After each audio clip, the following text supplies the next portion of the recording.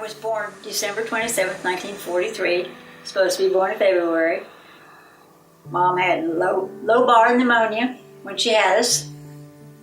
And so Captain Davis delivered and said to my mother, "You're not done yet," when Kathy came out, my twin.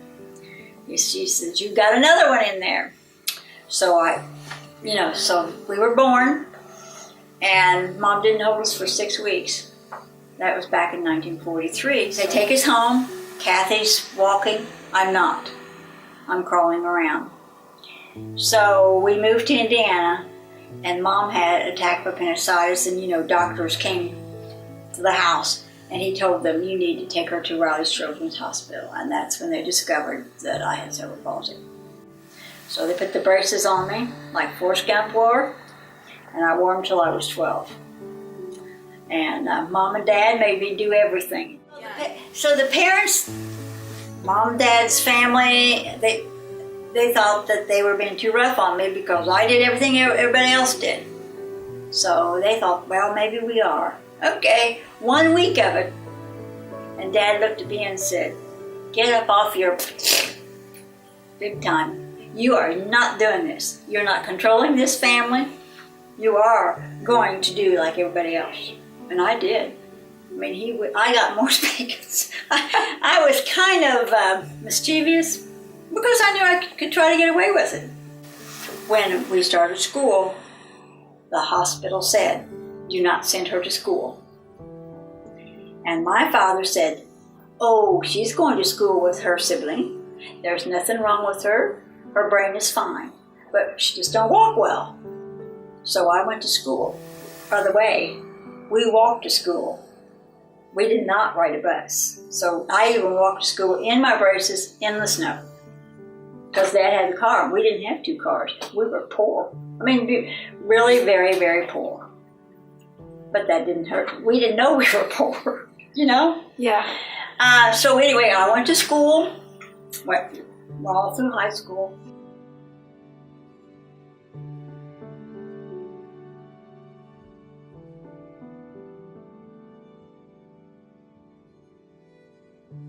He waited so long I couldn't go to a regular college, so I went to a business college in Indianapolis. They paid for my books, my tuition. Jones. After I graduated from college, got a job with Herf Jones, which is a ring, makes glass rings. And he would pick me up after work and take me home.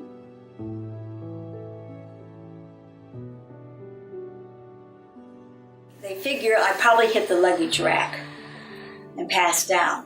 So it took 7 men. They had to take the seat out to get me out. And they knew I was a mess. I broke my back. I have no feeling around my waist. One hip is higher than the other. They sewed my earlobes back on. They were loose. And I must have had 50 or 60 stitches in my head. Yeah, I was a mess. Yeah. And the doctor said the only reason I survived, told my parents, is of my spunk.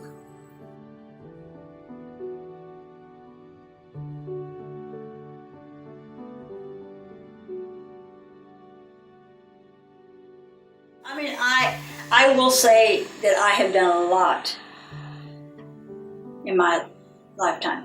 I never let this disease stop me, but I stayed active because they told me to.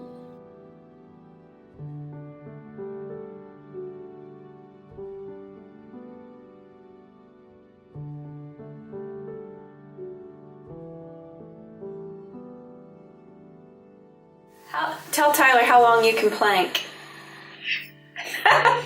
Over 2 minutes. That's what I'm talking about. It's crazy. It's awesome. I might have you do it on the stage at the women's event. That's all right. Did that. And then I met my husband. And he had 4 children.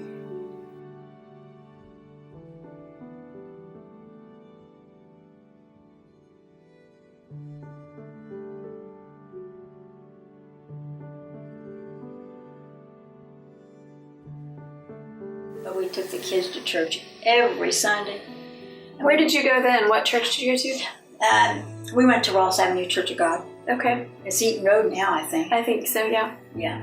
Went there for a long, long, long time. Raised the kids there, youth group, but it's been a blessing because they love me. Start off, I'll probably be emotional because when I think about it, like if she didn't raise me, I can't even imagine what my life would be like, honestly. But she was perfect because she was there. She was a constant. She was strong. I mean, like she was loving. I mean, she's my mom, and I always say that, and I think, like I don't mean to be, and would never want to be disrespectful to anyone else, but it's like, this is my mom. This is my person. This is the person who raised me and, made me who I am. So. They're my life. They're wonderful children. We raised them well. They all work. They've got good families, church. So I think we did well. I just hated the fact that Everett had to, how he died. He shot himself. I don't know why. That was the most awful, awful thing. I mean, it took me a long time to get over that.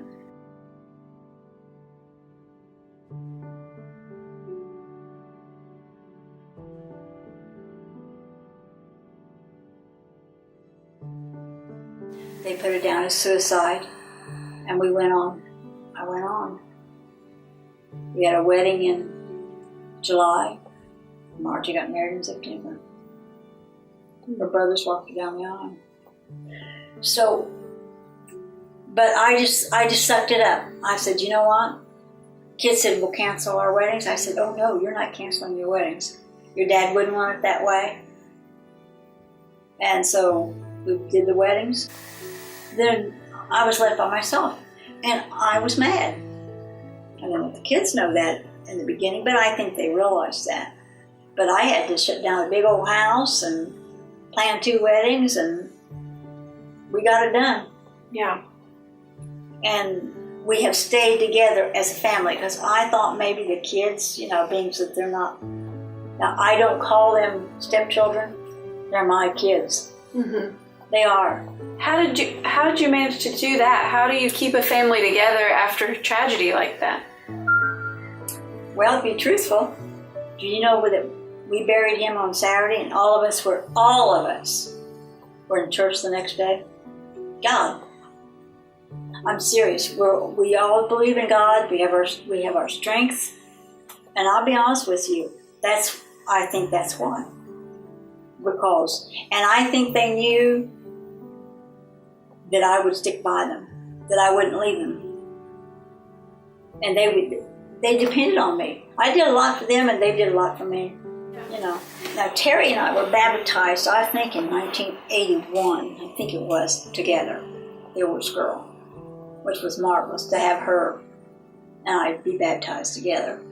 But I guess ever since I started going to church with him, God has been number one in our lives, And I'll say sometimes, oh, I can't do this. And then I think, well, now God's going to be there with me, I can't really tell you. I would say back in 1974 is when we really, and it was nice. The church was nice. The people were nice. The pastor was great.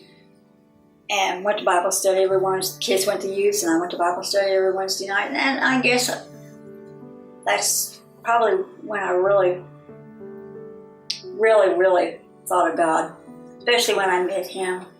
And then I kept God in my life, especially after he died, because I don't know I don't know how I would have handled it had I not had God in my life, because it was really hard. I was thinking this morning, it was like, I don't remember ever hearing her say, with her physical limitations, with, Dad's death, with anything that's happened, I don't remember her ever saying, like, this isn't fair, why did this happen to me, or, being angry with God.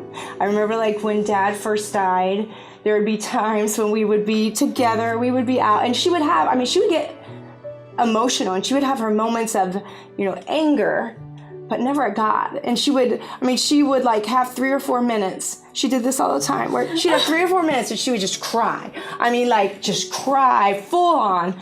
And she'd be like, okay, her go-to has always been, the statement has always been, we'll pray about it. It is what it is. And we'll get through it as a family. And that's always, whatever it is. It has been that way, you know. And one thing I was thinking about this today when I thought of, what describes my mom? What is, like, her life? What has it been? And I'm sure you've seen it. I mean, it's just taking care of people. I mean, from the time that she married Dad, that's what she does. She takes care of people.